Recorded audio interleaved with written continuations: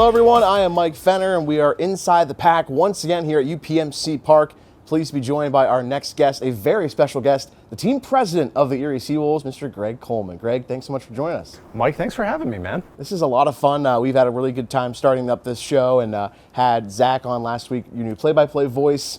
Been looking forward to asking you kind of about sort of the process of like what goes into everything, you know, with starting a season. I want to backtrack though first because I want to get into the off season and how the season is sort of built and how it evolves. But first things first, after this past season, a fourth straight postseason, all the success you guys have had, how do you unwind and sort of just like reset after a busy and a successful season here on and off the baseball field? What is it like for you as the team president and for you guys as the staff to sort of like hit the reset button and unwind and kind of get ready to restart that process?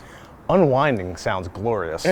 I'm not sure we ever actually do that. That's fair. I think we're already working on the next season when the season ends, and so for us, when you make the playoffs, you go 4 straight years, and you go to the last possible game you can go to. You just don't really have time. You have to really kind of accelerate things, and so we get right into the planning. And somewhere around Christmas, we might take a couple of days and try to make sure we spend some time with family. It's funny, we're in the memory making business, but a lot of times we put our memories off to the side to try to make sure we take care of the fans. But usually between Christmas and New Year's, we try to wind it down a little bit. But it's a fast pace. It keeps going. So to your point, everyone sees the baseball game, everyone sees the product at night on a game night, but they don't understand or realize, kind of your point, how much work goes into this, not just on a game day, but throughout the entire calendar year. So walk me through, what's the process like of starting an off season and getting ready for a new season? What are the things that are top of your list, and what are the things that, obviously you've been doing this for a long time and you guys have had so much success, but what kind of goes into it? What are the routine things that you can't really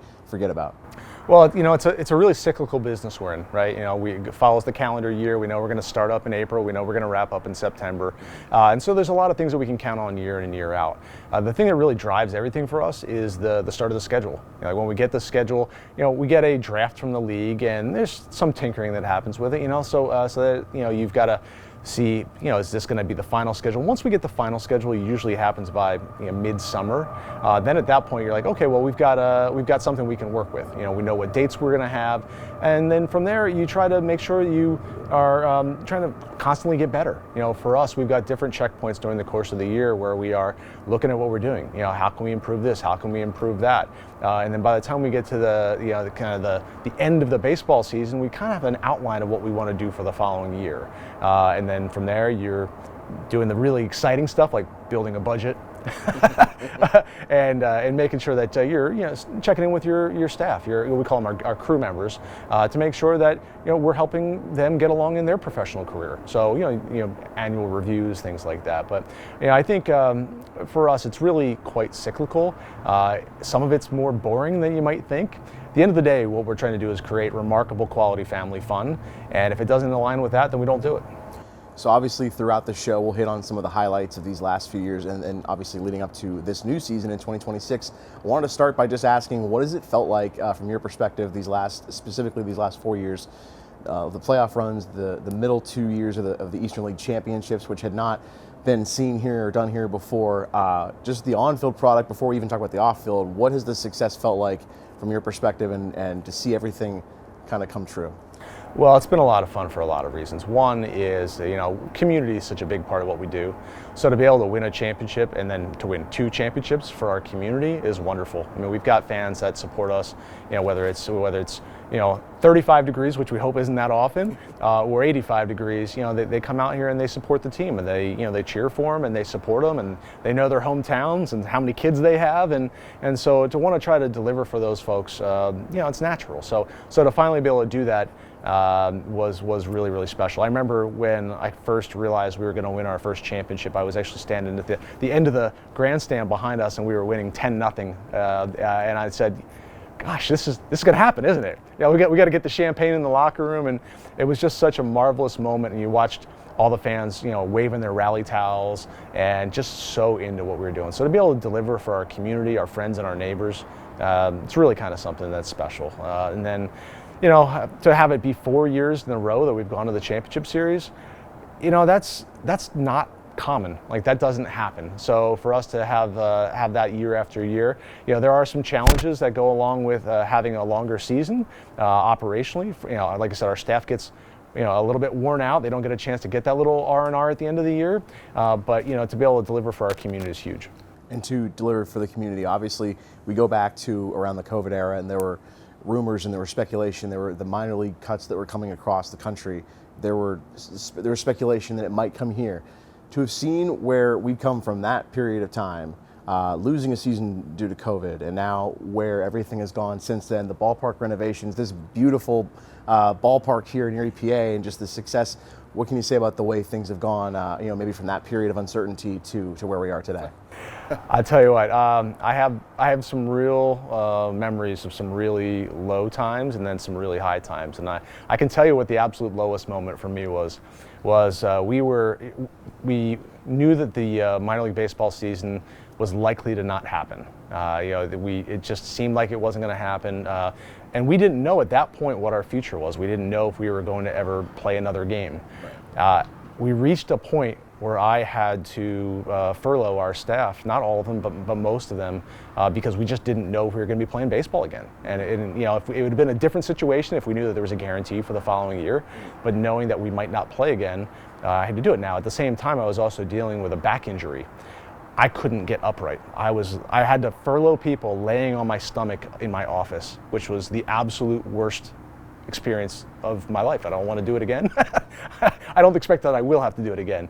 But in that moment, you're telling people you care about that the future is uncertain. You're concerned about their health. And then you fast forward, and not even 2 years later, we've won Promotion of the Year as an organization. I've won Executive of the Year, which is a testament to the staff. Then we go and we make the championship series. Then we win the championship. Then we win it again. And then last year with John Oliver and last week tonight in the Moon Mammoths was just sort of like putting an exclamation point on it. So just an absolute remarkable stretch of time where we went from the absolute lowest of the valley to the top of the mountain. And now the trick, of course, is to try to stay as high on the mountain as you can.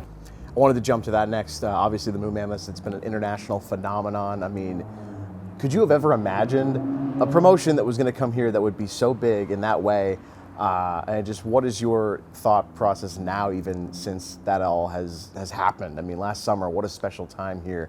What's your reaction to the way that it all went down, and the way that people have received it, and the way that people have still been buzzing about it and want more? Yeah, it's really special. I think we try to do things that resonate with people, make people smile, give them those great types of memories. And this thing was everything, right? Like we brought a celebrity to town. We filled up hotel rooms in town.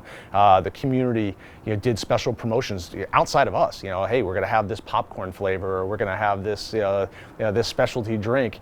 They got excited about it, and it was so cool to see our community buzzing and to see it have an economic impact.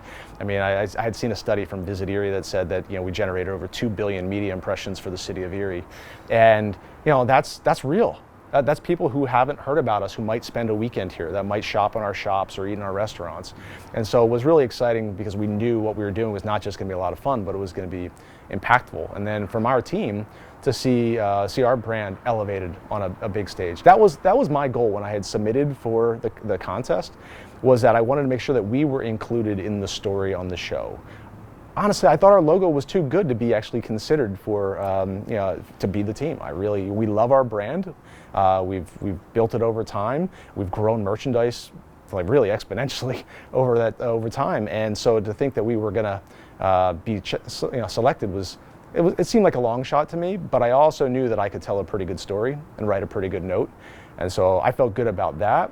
But to see what happened afterwards, where folks got excited about it, where it became not just national but international in some respects. We're not going through the same thing now where we're packaging up 800 packages a day. But if you compare back to 2024, the year before all of this happened, we're probably doing 4 times as much merchandise as we were doing in 2024, which that year was a record year for us before. Right. So amazing. Yeah, it's really been impactful for us, and it's allowed us to do some other things, I think, both in terms of our staff and the fan experience that we wouldn't have been able to do if that opportunity had presented itself. two parts to the next question. What was your and your staff's favorite part of that whole experience and what you got to do? And what do you feel like the fan experience was like when that all happened for that very first game? Yeah, I think I'll take that in reverse order. Okay. I think from a fan standpoint, the one thing you want to feel after you've come to a ballpark or you've traveled in from another city is you want to see the star attraction. You want to see John Oliver. How accessible is he? And we had come up with a plan. Their folks came up with some different ideas, and our folks said, hey, this is how this would work in a minor league baseball setting. And you really had exposure to John Oliver most of the night. We created different touch points, whether it was him being a bat boy, him being a PA announcer, him tossing out moon pies into the crowd. If you came to the game that night, you felt like you got a lot of face time with John Oliver, even if you didn't have a conversation with him, which some people did. You really felt like you had that experience, and so I'm really proud of the fact that it was not just a special moment, but people felt like it was valuable, we did it the right way. From a staff standpoint, it's really tough because I think everybody has their own individual stories. I will tell you, me personally, there's not much of a story. I think we were so worried about getting people into the ballpark, getting people out of the ballpark, moving people around with the team store. The line on the team store, went longer than any line I've ever seen in this ballpark.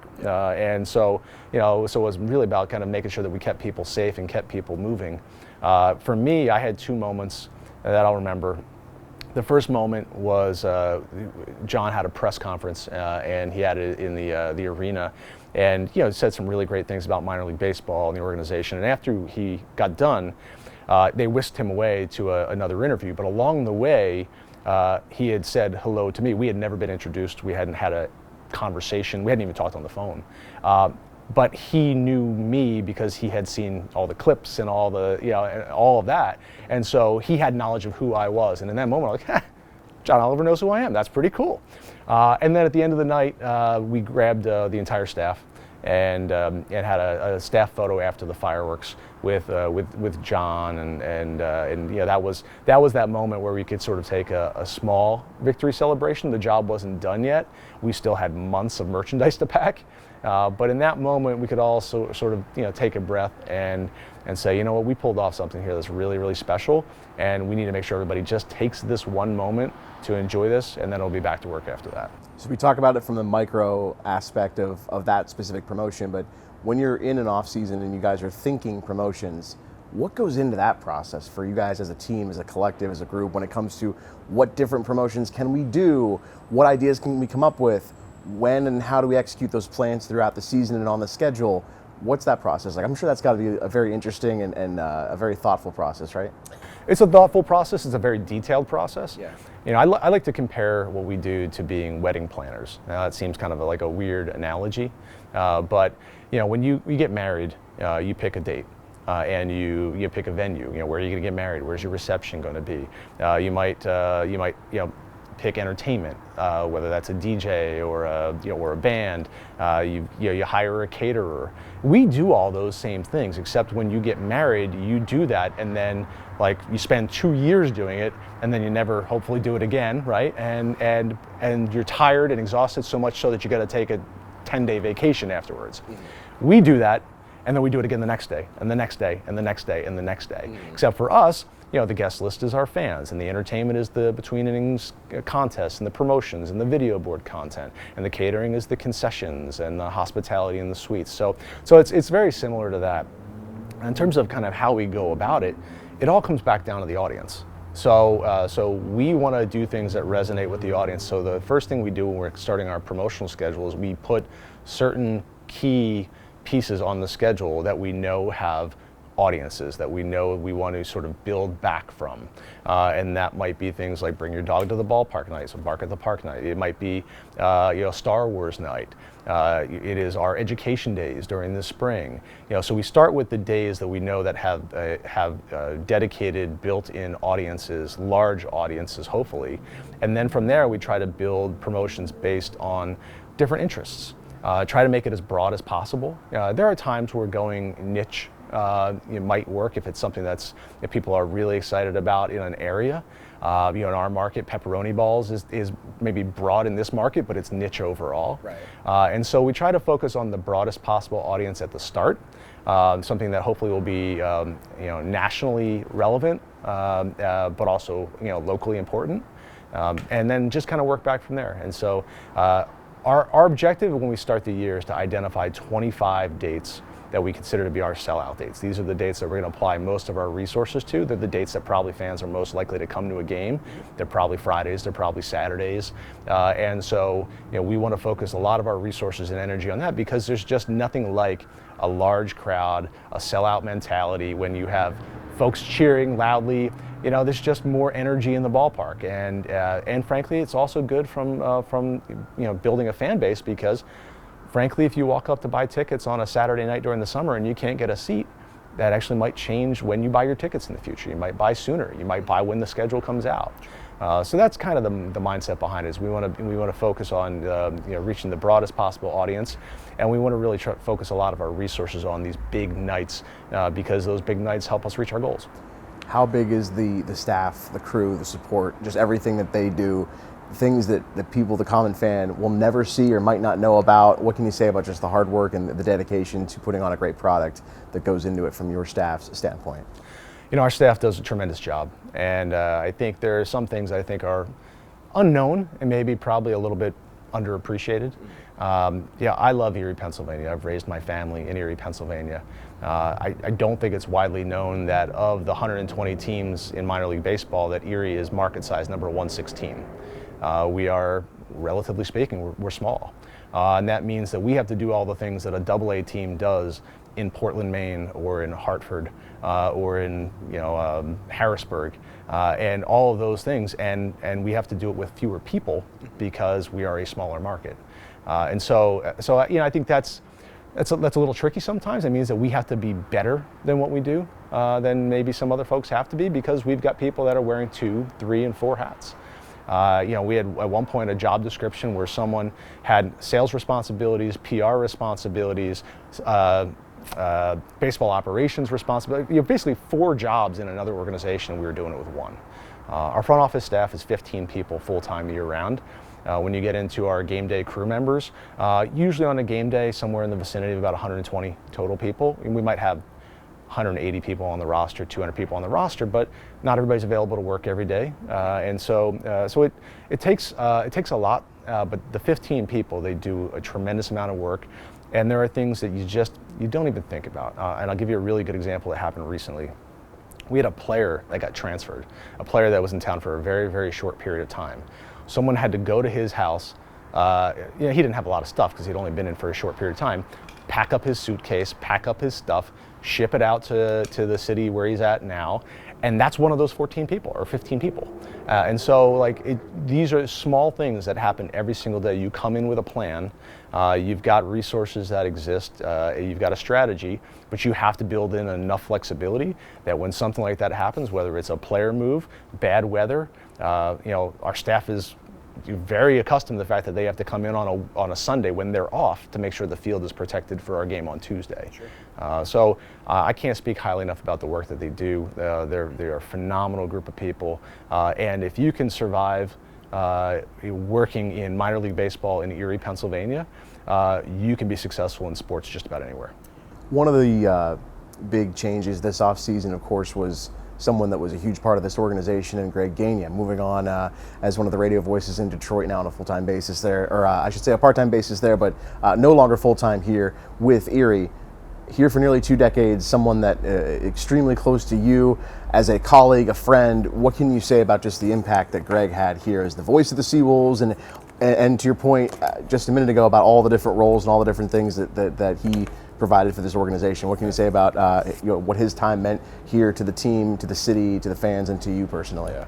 Well, me personally, I'm certainly blessed to call Greg a friend. It was very bittersweet. Obviously, I worked alongside him for the past 15 years. Excited.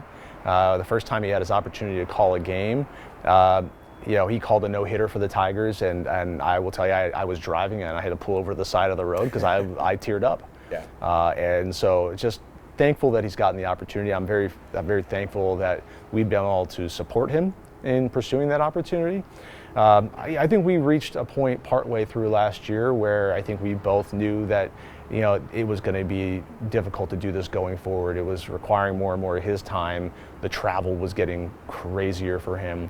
And so we had to have that conversation about, well, where do we go with this? And so I think mutually we came to a spot where it was, he's got to pour himself into being a Tigers broadcaster, and hopefully more and more opportunities come his way.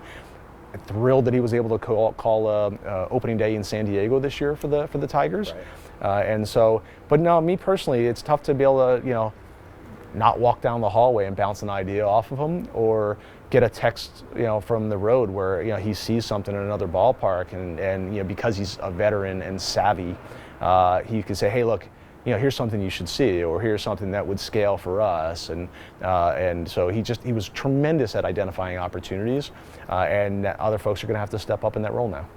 One thing I wanted to ask you about personally, I know that was a big deal to you this past year, your son Kevin writing the book, A Mascot Tale, The Untold Story of SeaWolf, the 22-page children's book. How proud are you of what your son was able to do there, and just the impact that that's had, I guess, on fans here and people throughout the community? What a cool story, what a cool moment for you, I would assume. Are you trying to make me tear up? Is that what you're going for? Yeah. Kevin has been such a blessing in our lives. I wanted to be a parent, and I probably had a similar mindset to probably a lot of folks who grew up playing sports. I envisioned a scenario where, I'd have a son, and I'd coach his baseball team, and which, by the way, I did when he was much, much younger. Mm-hmm. And I had a kind of a vision for what being a parent was going to be like. And when he was diagnosed with autism at age 3, it changed a lot of things. We didn't quite understand. We didn't know, and there have been several times along the way where we just weren't sure what his future was going to be. We weren't sure. At one point it was, is he ever going to speak? And then it's going to be, is he ever going to ask us a question? And more recently he's blown through all those hurdles, and then you start to ask questions like, well, is he going to go to college? The answer is yes. Is he going to graduate from college? Sure looks like it. Yeah. And so then to see him, write a book, and now it was part of a school project, so there was kind of a framework that helped him along with that. But to do that and come up with a story and animate it himself, and he's so excited about it, and to the point where we had actually put forth a goal because he wants to write another book, but we wanted to sort of set a goal of reaching a certain degree of sales before we actually kind of go down that road again. We also want him to focus on his studies as well, and so I assume we'll have one at some point. It's probably not going to be in the next 12 months, but I think he's really achieved beyond our wildest dreams, and I could not be more proud of that young man, and to see him out at the ballpark entertaining on game days, it really feels like it's where he belongs. And I think the challenging part now as a dad is, Kevin's in his early 20s. A lot of his peers that he's working with are, in their teens. At some point, he's gonna be a grown man and maybe have the facial hair and the characteristics that make it a little bit different for him to be in that setting. So I hope he can do it for as long as possible. But we also know that at some point there'll probably be another chapter for him, and if it's like any of the prior chapters, he's gonna blow us away. How much does that mean to have that? Like you said, to have him at the ballpark and have that dynamic as part of your work, and to have have him around in that capacity, how cool is that? How fulfilling is that, I guess, for you, and rewarding to have that sort of dynamic and relationship within baseball, not just at home? It's really cool, but it's not exclusive to us. I mean, a lot of folks that are in my role or similar roles, their kids work at the ballpark. Mark Perillo's daughter, worked in our team store. My daughter was hawking mini melts, and so it's common, and we spend so much time at the ballpark. It's just only natural, and we believe in what we do so much. We believe that the jobs that we have here, that we're a great place to have your first work experience. We also believe that we're a great place that if you're a retiree and you can help us out and make people smile and show them their seats or whatever it might be, that's also a good opportunity. So we really pride ourselves in kind of serving all aspects of the age spectrum, whether it's as a fan or as a crew member. And but no, it's been really special. it's nice to know that I can see my son at the ballpark. He mysteriously gets here. I don't go pick him up every single day. So shout out to my wife for making sure that she she gets him here. But it's really cool that when we've had some of these bigger moments like winning championships, he's been right there for it. You've hit on how important the fan experience is. Just what are the most rewarding specific stories or examples you feel when you think about like everything that's gone into this place, these people? What are the most rewarding stories? If you have one or a few things that, I'm sure there's so many over the years, but just the rewarding thing where you can walk out of here and be like, wow, I can't believe we did that. We pulled that off. We did that for people in this community. You know, some are big things. You know, certainly the John Oliver experience, we knew that was really, really big when we hosted our Wonders Night in 2021, and that was a phenomenal success. And it was coming out of COVID. We really weren't even through it at that point. It was sort of making a resurgence right around the time we were doing that, and so you know, those were both really, really big events for us. But I guess I take pride in a lot of the things that maybe are some of the smaller things. You know, some of our employees that go on to work in other cities or in other capacities, whether it's Greg working for the Tigers, we've got a guy, Brian Habercorn, that's running entertainment for the Buffalo Bills, and there's 24 of those different stories where we've helped them along in their career. More locally, you know, we've been able to help folks get married, get engaged, celebrate their special occasions at the ballpark. How cool is that? You know, we had a gentleman who was a season ticket holder. His name was George, and George, we recognized him on Military Appreciation Day and had him throw out a first pitch, and you know, he was a wonderful man, and unfortunately within months of him throwing out that pitch, he passed away. But that moment for that family was so special. And I still have a flag from when, you know, from his service that I have in my office. You know, the fact that we can have those types of impacts on people's lives, you know, that's meaningful. You know, I do joke around. It's like it's not rocket science here. I mean, we raise money to try to, you know, help fight cancer, but we're not curing cancer.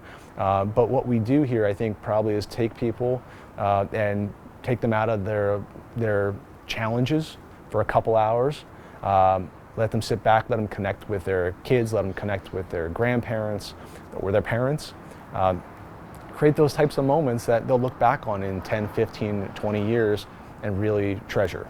And you know, that to me, that's where it's at, right? So we can impact the world in a way that's positive, bring some light into it, bring some smiles into it, and you know, I can't imagine doing anything else because it's so rewarding. And I will say, like, when I got into baseball, I imagined myself being the GM of a major league team, and I got into minor league baseball, and I was in it for about 5 months, and I said, no, this is where it's at.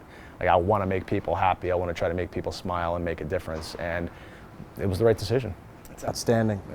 I wanted to shift gears before we wrap up, but speaking of dreams and those things coming true, what about just the players that have come through here? Everyone knows the big goal is to get to the big leagues, right? I mean, in every capacity and be the most successful you can. What can you say about maybe some of the favorites over the years, players that have made their way through here? Obviously, we've seen some big names, some guys that have made it big and had unbelievable careers, but who are some of the favorite guys that you've seen come through here where you're like, man, I'm so happy to see they made it. Like, they made it, whether it was Detroit, obviously, ideally, or elsewhere. What can you say about the guys, the success stories of guys that come through here? Because we see it all the time. Yeah. You can make me pick my children? Come on, man. I got to pick my favorite children? That's wrong, man. No, yeah, so it is interesting because I think there are players who, you know, by virtue of their draft status, they have a better shot. Mm-hmm. And they're going to get every opportunity to succeed. And that doesn't mean that you don't root for those guys. It just means that, you know, they're going to maybe get a few more opportunities. Then you see some other players that, you know, make it on their way, and you know, there are no guarantees. There's no guarantee that a Tarek Skubal coming from a Seattle university is going to, you know, with his draft status, is going to make the big leagues after having arm surgery. Like, it's just, there's no guarantee. Right.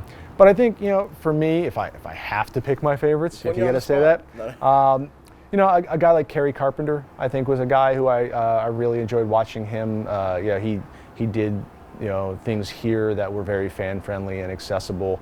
He's continued to be that person at the big league level. I think you like to see some of the other guys who maybe who have made it but weren't locks to make it. Dane Myers, who's with Miami, is a guy that comes to mind with that. Where you're thrilled to see those guys get up there and get an opportunity, and you just don't know. But there's an awful lot of guys though who their career may have stopped here or may have stopped at AAA, and who are always just going to be a part of our lives. We had Dean Green back at the ballpark last summer, and I know I can text Dean if I need something or he needs something. That relationship's always going to be there. And another, Wade Gaynor. So I worked for the team in Bowling Green, Kentucky. He went to school down there. Every once in a while, he'll yell at me, "Hey, what's going on? Is there something we can do for the team I'm coaching?" We want to support those guys in whatever their next chapter is. Players, some of them go on to play in the big leagues. Some of them bring the excitement for baseball back into their communities, and it's important that we support both. A 2026 season that is young but underway. Team President Greg Coleman, we so appreciate your time, so gracious with your time, always, not only with us here at Jet and Fox, but also with those in the crowd, in the community, and we thank you so much for the time, and thanks so much for joining us here on Inside the Pack. Thanks for having me, and I'll say I do want to thank the folks in Erie. This has been the honor of my career to be here, and the fact that I get to do this every day is still fun. For Greg Coleman, I'm Mike Fenner. Thanks so much for watching Inside the Pack, and we'll see you next time.